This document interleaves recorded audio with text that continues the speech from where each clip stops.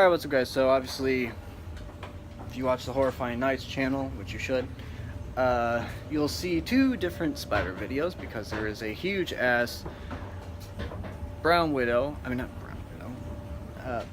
recluse that, there's actually three, but there's one that is scaring the absolute crap out of me.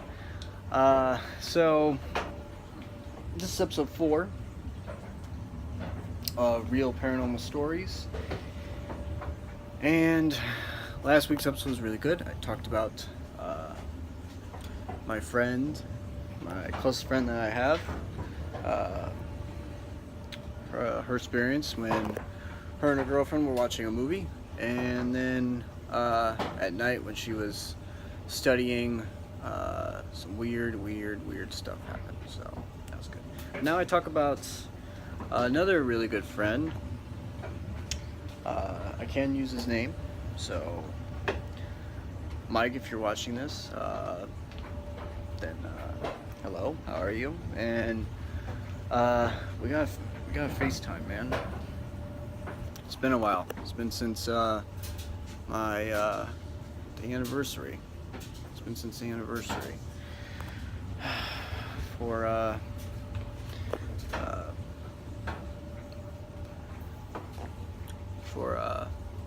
me and my significant others. It's our 5, I think we're at 5 years and 5+ years now, which is insane. I mean, she's awesome. Mike knows that, but all that stuff. But yeah, so Mike, if you're watching this, we have to FaceTime at least on my birthday, August 2nd. Remember that. But yeah, so Mike, and I can use his boyfriend's name, Matt. He's a really cool dude too. So Mike and Matt, they went to dinner together because it was their anniversary. If anybody gets pissed by this episode because I'm talking about a gay couple, you can get the hell out. It's 2018, grow up.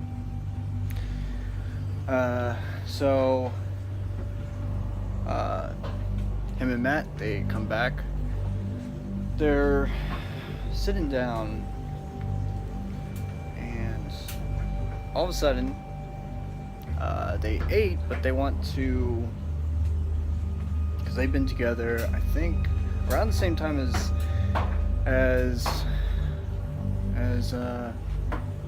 we have. I think might be a little bit longer. It might be 6 years. For them, I'll have to ask them, but it might be 6 years. So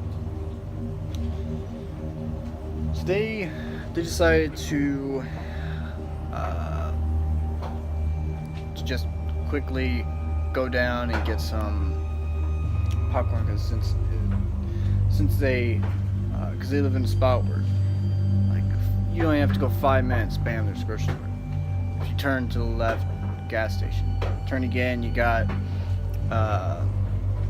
convenience store. You got all this stuff all in one place, so it's really cool. So they go in, they want to get some popcorn, so they run in, get some popcorn, pop, all that stuff. They come out, and then they go to the car. They quickly drive home. They didn't want to walk. I don't blame them, since it was like I think it was like -10 or something that day. So they wanted to watch a movie. They're big horror fans, as I am. So they were watching, I have no idea, I'll have to ask them. But this is around 2012, late 2011. It might have been Scream 4, because Scream 4 came out in 2011, so it might have been that. It may have been Insidious, or Insidious Chapter 2, or something like that. And they pull up, they get out. When they go up to the door to open it, basically their door is, as soon as you open it, you can see through it, unless you have like a curtain over it or something like that. You can see through, and you can see the living room and stuff. So they're about to open the door, and Matt is like, "Do you see that?" And Mike's like, "What?"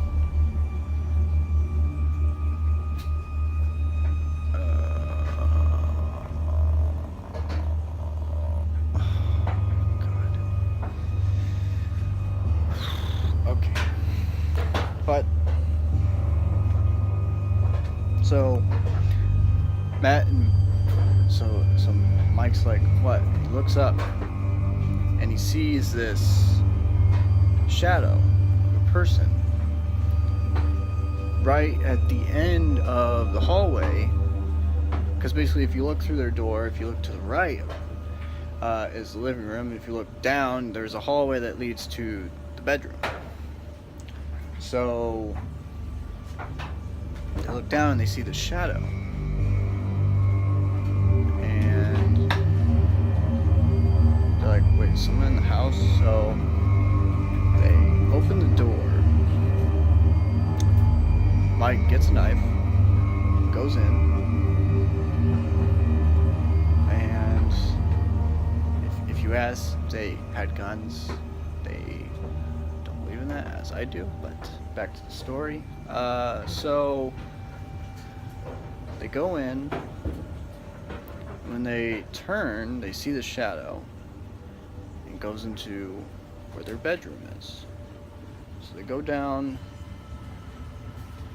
hallway, and at this point they were 16, so they were still living at home, but you know, they had a car and all that stuff, because you know, I think it's a stupid thing that teenagers are allowed to drive, but they were allowed to drive. And they went through like driver's ed and all that crap. So,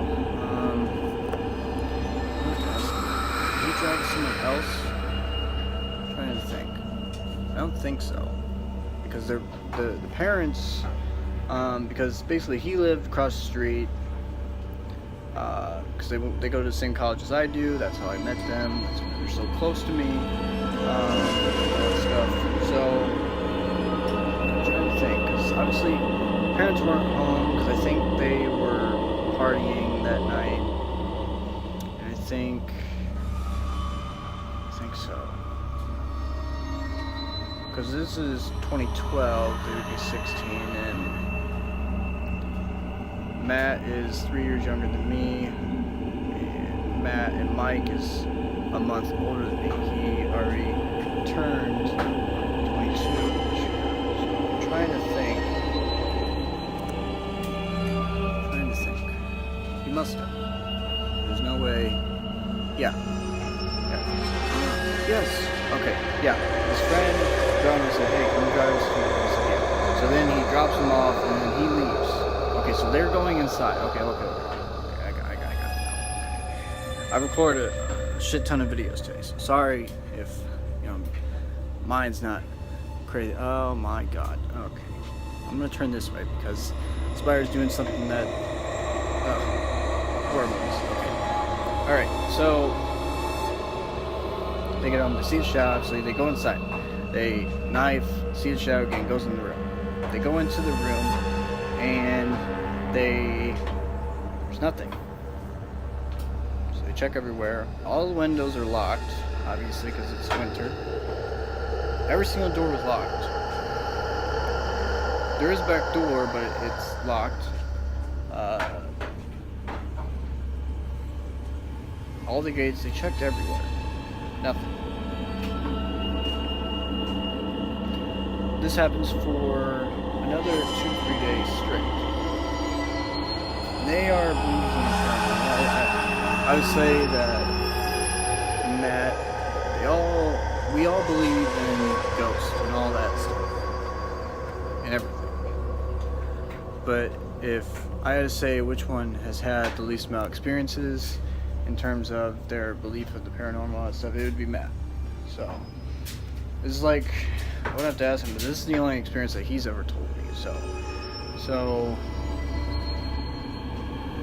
they get scared, so they decide to go. They decide to ask the parents about this because obviously it's weird.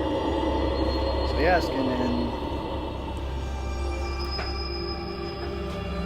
like, you know what? That's weird because both parents have lived in those houses before they were born. I mean, their parents have lived there for well over 20 years. The other one, Mike's parents, has lived there for probably the same time, maybe a little bit shorter, maybe 16, 17 years maybe. So by this point, it was around 15, 16 years that they were both living there. And they both tell the story that it was about 10 years before they moved in, before either of these people moved in. When they did move in, obviously the landlord had to tell them that there was a death in the house. Once again, it wasn't, murder or anything like that, but there was about 3 deaths in this house from weird causes. What do you mean weird? They say natural causes, but the landlord says that I don't believe that. They're like, okay, and the landlord just left it there. Now, if I heard that, I would not move into the house, but, yeah. Markets were different back then. Okay, so, yeah. So, it had to be one of these spirits, and they asked how tall it was, and it was about, because Matt's a big dude, buff dude, and it was a little bit bigger than he was, and